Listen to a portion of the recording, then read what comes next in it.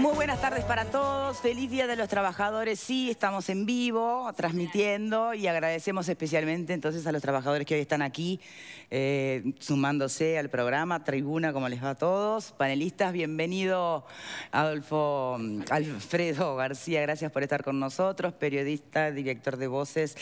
Ya nos ha acompañado en otras oportunidades, Leo Borges, y los de siempre, que los quiero mucho, no se sientan menos. Tenemos como invitado central en el día de hoy el presidente del PIT-CNT, el señor Fernando Pereira. Muchísimas gracias por acompañarnos. Gracias. Hoy vamos a darle largo y tendido a varios temas que tienen que ver, bueno, ni que ver con la cultura del trabajo en general, pero además, por supuesto, relaciones entre trabajadores y empresarios, las relaciones del Estado con empresarios nacionales y extranjeros, todo tipo de vínculo y la relación que ha estado puesto siempre o que ha tenido mucha atención a lo largo de nuestra historia, y concretamente en estos últimos tiempos, en un Uruguay que aun cuando haya tenido un crecimiento sostenido económico inigualable a otras épocas, no parece estar de alguna manera llenando las grietas que todavía persisten. Tenemos en este momento, antes de arrancar, una telefónica directamente con Elvia Pereira. Ella es la secretaria general de la Federación Uruguaya de Magisterio, una de las voceras en el acto. ¿Cómo le va, Elvia? Hola, buenas tardes. Buenas ¿Cómo tardes. están ustedes? Feliz día para todos y gracias por la oportunidad de estar cerca de todos los trabajadores. A pesar del día, ustedes siempre al firme y trabajando. Bueno, muchas gracias, Pereira. ¿Cómo se sintió como oradora? Porque en realidad tuvo dos mujeres el acto como oradoras. ¿Le parece que fue muy simbólico o fue por la galería? No, por la galería nada. Fue muy simbólico de cómo me sentí con una enorme responsabilidad, no solo por representar a las mujeres allí, sino por estar en medio de esto que no solo son palabras, que tiene que ver con una línea de conducta que, bueno, que el PIT-CNT en general ha asumido y en eso estamos entre todos, ¿no? Hombres y mujeres. Muy bien. ¿Por qué tanta defensa a tanto especial, digamos, atención a la escuela pública? Había mucha gente con las camisetas, ¿no? De defiendo a la escuela pública. Sí, nosotros decidimos que hoy, un 1 de mayo, íbamos a hacer el lanzamiento desde la Federación Uruguaya de Magisterio de nuestra campaña en defensa de la educación pública y en defensa de la escuela pública uruguaya. ¿Por qué? Porque creemos que la educación es un agente de transformación en la sociedad y si nosotros queremos transformar y profundizar cambios, en la educación es donde tenemos que invertir. Frente a una rendición de cuentas que se está discutiendo ahora, en pocos días. Exacto. Sí, es fundamental llegar al 6%, porque eso es lo que la plataforma de reclamo básica, ¿no? Es fundamental llegar a ese 6%. Ese 6% del PBI, ¿se va a traducir en un cambio significativo en la educación de verdad? ¿O es apenas para seguir remando lo más posible? Bueno, para nosotros lo fundamental sería que se destinaran los recursos necesarios para la educación pública.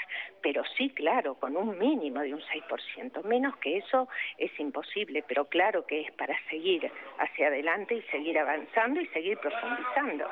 Desde el gobierno siempre la respuesta es, bueno, pero se le ha dado a la educación más presupuesto que nunca. Bueno, se le ha dado a la educación más presupuesto que nunca. Se le ha dado a la educación en porcentajes del PBI ni cerca de todo lo que la educación necesita, si no, no estaríamos todos en esta discusión y en esta defensa. Pereira, usted planteaba que a construir más escuelas y menos cárceles, ¿no? En una suerte de oposición o de dicotomía que algunos podrán decir es falsa, porque hablar de un mejor Uruguay implica mejor educación, ni que hablar, pero definitivamente un mejor sistema carcelario en tanto capacidad de rehabilitación. A ver, si nosotros estamos poniendo mejor educación, más educación, una cultura que tiene que ver con la educación y que es necesaria que nuestra sociedad cada vez más avance en este sentido para que de alguna forma se necesiten menos espacios de rehabilitación en tanto cárceles como tú lo estás poniendo. Bien, si tuviera que mencionar un logro en concreto de la Federación de Magisterio en estos últimos años. Logros tuvimos muchos, logros El más significativo. Uno de los más significativos que tuvimos fue en aquel momento la cuota mutual, donde nosotros no teníamos, y hoy parece algo que está dado por hecho, pero fue una lucha constante y acérrima desde el magisterio, y tuvimos, antes de todo esto del Sistema Nacional Integrado de Salud, tuvimos, por ejemplo, nuestra cuota mutual. Ese es un gran logro de la Federación Uruguaya de Magisterio.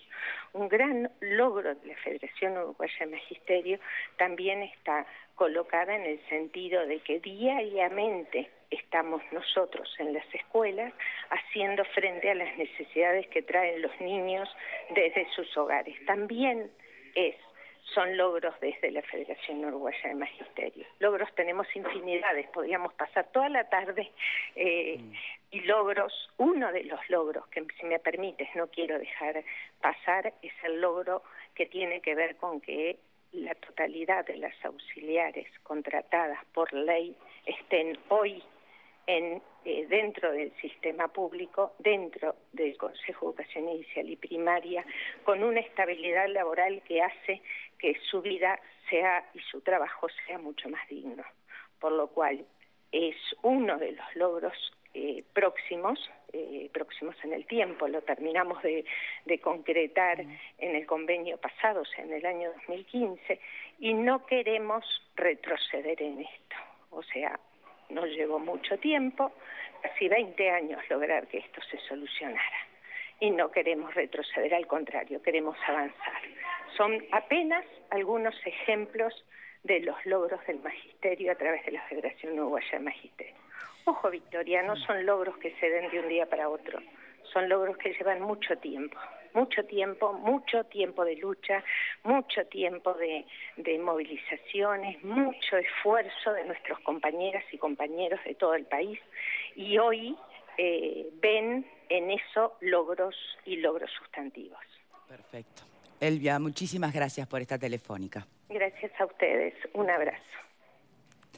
Bien, podríamos poner muchas puntas al debate de hoy. Me gustaría empezar con uno básico.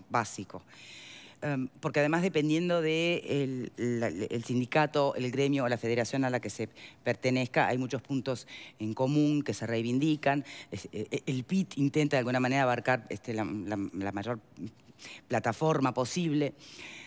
Ahora, se percibe también que más allá de que hoy los sindicatos o los gremios estén abogando por la mejora de los derechos de los trabajadores en general, también se percibe que están haciendo planteos que apuntan más a una dirección de política de gobierno, no siendo obviamente un partido político, ¿no? Pero sí en el entendimiento que desde las políticas es que se termina de traducir el beneficio al trabajador.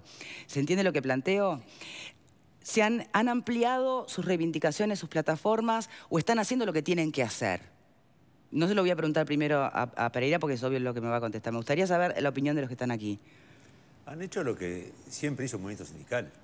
Es decir, lo sindical no se separa de lo político. Es decir, y la organización de izquierda que hoy gobierna el país tiene entre sus fundadores e impulsores el movimiento sindical, inicialmente. O sea que lo que no hace es que tenga que haber dependencia uno de otro. Yo creo que hay una mancomunidad de intereses, sin lugar a duda, pero hay independencia de criterios. Una cosa es el partido político, otra cosa es el sindicato. El sindicato agrupa gente de todos lados, pero hay una ideología. El sindicato se forma como una defensa de los trabajadores frente a los empresarios. Entonces, pero a veces parece que es más frente a la defensa de los trabajadores, frente al gobierno, frente al imperialismo yanqui, frente a qué al final. El imperialismo yanqui siempre estuvo presente en todas las luchas sindicales, de que yo me acuerdo por lo menos. Siempre se planteó, que hoy se plantea como lo plantea Molina, bueno, parece un poquito medio traído los pelos, pero el imperialismo sigue existiendo. Ahora, lo que sí, hoy el sindicalismo pelea con un gobierno que evidentemente le dio muchos beneficios. Y yo escuché una vez a alguien decir que es muy fácil ser opositor con un gobierno de izquierda, porque muchas veces pone, a mi criterio, el sindicalismo por intereses corporativos parciales frente al interés común que el gobierno se supone que tiene que representar, ¿no? Álvaro. Parece que la opinión política de los sindicatos se ha dado, como bien dice Alfredo, a lo largo de toda la historia, y es normal que así sea porque todos todas las corporaciones tenemos derecho a opinar de política. O sea, los artistas también opinamos de política, todos opinamos de política. Entonces, por ahí no está el problema. Para mí el problema está en cuando lo que el movimiento sindical llama el clasismo. Bueno, ¿sigue presente la lucha de clases para vos? Ese es el tema. Para mí ese es el problema, porque yo considero, que es una opinión personal, que la lucha de clases es una antigualla desde el punto de vista ideológico. No responde a la realidad actual de las relaciones No del mercado. responde a la realidad actual, a ver si me permiten picarlo un poco. ¿No hay lucha de clases hoy? Bueno, sí, obviamente. En realidad, si lo vemos desde el punto de vista marxista, seguimos teniendo explotación, porque la explotación no tiene que ver con que alguien sea bueno o malo. En realidad, Marx lo deja muy claro, las relaciones de producción son independientes a las personas, en realidad. La plusvalía sigue existiendo, visto desde ese punto de vista. Y el movimiento obrero es un movimiento en defensa de los trabajadores y de cuna de izquierda, porque no podemos desentendernos de la historia del movimiento sindical. Hoy estamos en 1 de mayo, recordemos lo que estamos conmemorando, no estamos festejando nada, estamos conmemorando el asesinato de personas, ¿tá?, por la lucha de las 8 horas. Fíjense ustedes, hoy estamos en el 2017 y nos parece una realidad totalmente antigua. Decir, bueno, luchaban por las 8 horas, ¿qué lejos estamos de eso? Bueno, miren el mapa del mundo, todavía no estamos completamente vacunados contra la explotación, por favor. No. O sea, ¿se puede reivindicar la lucha de clase actualmente, decís? Eso es personal, obviamente. El movimiento obrero lo dirá. ¿Qué opinas, Vero? Estoy totalmente en sintonía con lo que dice Leo en un sentido. Las 8 horas para el peón rural se conquistaron hace muy poquito aquí en nuestro país y solamente de 90.000, más o menos, que se estima que trabajan en el área, solamente 3.700 están sindicalizados. O sea que son los que más o menos tienen el derecho de reclamar. El resto no existe para el sistema y ni que hablar del tema de la informalidad. No se puede separar una cosa de la otra. Hoy escuchábamos el acto, estábamos atentos al acto que comenzaba con la Internacional Socialista. Digo, nadie puede separar eso. Y también creo que hay que ver en qué lugar pone cada sistema el trabajador. No está el destino político separado del destino de los trabajadores. Fíjate lo que ha sucedido en Brasil, toda la crisis política, ¿en qué repercutió? En 14 millones de desempleados en el país, una cifra histórica. Entonces no hay separación entre lo sindical y lo político, o el destino de los trabajadores y los proyectos políticos, o los proyectos económicos más que nada. Bien, pero a ver, acá es más que ya no es reivindicar un salario, ¿no? Ya no es reivindicar 8 horas. Es reivindicar un proyecto político. Un proyecto de país, y a eso voy, con la reivindicación, por ejemplo, de sí o no a la inversión extranjera, por ejemplo. Hoy pido un poquito más porque soy franca minoría en el panel. A ver. No, que justamente todo esto no se resuelve planteando una conspiración de los explotadores contra los explotados. El mundo funciona de manera distinta. El mundo funciona de manera distinta. El mundo funciona con países hoy que compiten por la introducción de productos, por el libre comercio. O sea, es totalmente distinto. Entonces, en los países más desarrollados, los sindicatos trabajan en comunión con esos supuestos explotadores para generar las condiciones que permitan mejor éxito en sus empresas y con eso una mejor distribución del reparto de los utilidades. Pero esto es totalmente distinto. Pero La plusvalía de una empresa que se funde no existe. O sea, la empresa no se tiene que fundir. Con buenos y malos. La lucha de clases es normal y natural. Para Marx, ¿no? Si hablamos así. Para Marx, sí. El tema es qué expresión tipo que toma nunca la lucha de trabajó en clases. su vida. A ver, ¿cuáles son las posibilidades? Claro, porque las clases existen o no existen, Álvaro, existen. Sí, el día y la noche también, digo. Entonces, mientras existan clases sociales, va a existir lucha de clases. El tema es que se pone, si no, la lucha de clases como un enfrentamiento violento, agresivo. Yo creo que lo que hemos aprendido todos, por lo menos en Uruguay, es que la lucha política y la lucha de clases se expresa democráticamente, convenciendo, discutiendo, argumentando, ¿tá?, haciendo huelga, haciendo paro, que también no está mal, son derechos adquiridos. Entonces, mientras existan clases sociales, va a existir. Eso es como negar que existe el día y la noche. Pero las clases sociales son móviles, o sea, Por supuesto. El objetivo no es como opinan los que están a favor de la lucha de clases, que los pobres sigan siendo pobres. Pero a ver, realmente una persona que trabaja 44 horas semanales rompiéndose el lomo por 15.000 pesos, ¿qué posibilidades de dumping social tiene, en verdad? En un país con un buen sistema educativo la tiene todas. Está demostrado que en Uruguay los hijos de los zapateros llegaron a ser doctores gracias ¿De qué época, querido? Estamos hablando, no seas malo. Por Estamos eso, hablando de tu generación, de la mía. Una época en que existían gobiernos socialdemócratas responsables y sensibles con el cambio social. La integrada de Germán Rama implotó absolutamente en los años 60. Estamos de acuerdo, ¿no? Implotó por otras razones. Bueno, pero porque la educación no sea un motor de movilidad social. Y otra cosa que yo lo he escrito, nosotros tenemos una visión totalmente edulcorada de lo que fue el siglo XX, los años 50 y los años 40. Totalmente edulcorada, pero durante el vallismo murieron muchos obreros en la lucha. Ojo, lean la historia impertinente. Ahí aparece. Doy fe, doy fe. Doy fe porque presenté el libro y lo leí, por eso. Lo que me parece que falta es un análisis de clases en Uruguay hoy. Porque lo que ha cambiado, la sociedad ha cambiado, el mundo ha cambiado. Entonces, hoy no es... Campesinos en Uruguay prácticamente no existen. Obreros industriales cada vez son menos. Pero hay un montón de asalariados. Yo me pregunto a la gente del panel, estoy pensando, los agarro como simplemente modelo. Ay, creo que estás metiendo. La mayoría están laburando, seguramente por cuenta propia, en algo, es decir, son empleados acá, Ah, pensé que iba a decir por 2 pesos, qué horrible. No. No hagas autocrítica pública. No, Yo no pago sueldo, querido, a mí no tengo nada que ver. Soy una empleada que hoy espero cobrar triple porque estamos trabajando, ¿no? Es doble, marché, no, es doble, perdón. Yo estaba pidiendo mucho. Lo que me parece que hace falta es analizar hoy cómo se componen las clases sociales en Uruguay y en el mundo. Pero hoy, no negar que existe la diferencia, que existen las posibilidades. Que trabaja en su casa con un computador, un programador, está generando un montón de riqueza y de plusvalía para el quien se lo compra. Pero ¿qué situación de clase tiene hoy? Entonces, bien, eso es lo que pero me la parece movilidad, efectivamente, hoy, ¿se da? ¿Existe? ¿La qué? La movilidad. Muy condicional. El crecimiento. Se da pero poco, menos que antes. ¿Qué opina Pereira? Porque cuando estaban hablando, porque en mi época, y Alfredo decía, no, porque no sé qué, en la tuya, no en la mía. Esos son un poco veteranos de más, ¿no? Ellos son veteranos de más. La sociedad se fragmentó. Aquella escuela en la que soñaba Varela, que hijos de obreros, de profesionales, de empresarios, en un mismo banco construían democracia, era una realidad. El problema es que esa escuela no está más. Los contextos se han movilizado hacia barrios que están claramente establecidos. En esos barrios se han superpoblado. La clase media y la clase alta uruguaya han decidido tener menos niños o no tener.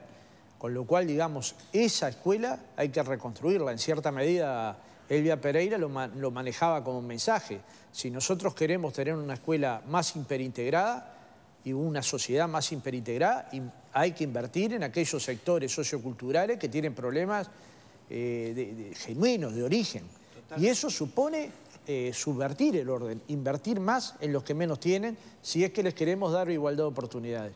La segunda, la lucha de clases es tan fácil como que los Fernández se fueron de Fripur, los trabajadores no cobraron su salario y usted no va a encontrar un Fernández de esos pobres. Va a encontrar su empresa fundida, pero a ninguno de ellos fundido. Entonces, es muy diferente a decir empresa fundida a empresario fundido. A ver, ese es un punto interesante. Porque muchas empresas se han fundido en el Uruguay y el empresario ha cambiado de rama de actividad o se ha dedicado a importar o ha generado otro negocio. Bien. Porque en ese momento no le era rentable el negocio. En el caso de Fripur, claramente porque el mercado europeo se cayó en la compra de pescado, el más caro de los pescados que importaba Fripur. En el caso de Fanapel, porque China le entra a precios más bajos de lo que podía producir. Pero ahí ya se está yendo a una lógica, que es la lógica que maneja el empresario. Pero no imaginemos la lucha de clase antes de Nicolombes. Manejémoslo como esto. Hay gente que tiene dinero para que vivan 20 generaciones. Y hay gente que no tiene dinero para llevar comida a sus casas. Está clarísimo. Esta es una lucha de intereses más clara que el agua. Está clarísimo, pero el punto es por dónde atacar, el tema, ¿no? Que se lleva $2 millones y le pagan el disco, para nombrar una, y le hago publicidad gratis sin querer. Cualquier gran superficie. No podremos pensar que sus dueños son pobres.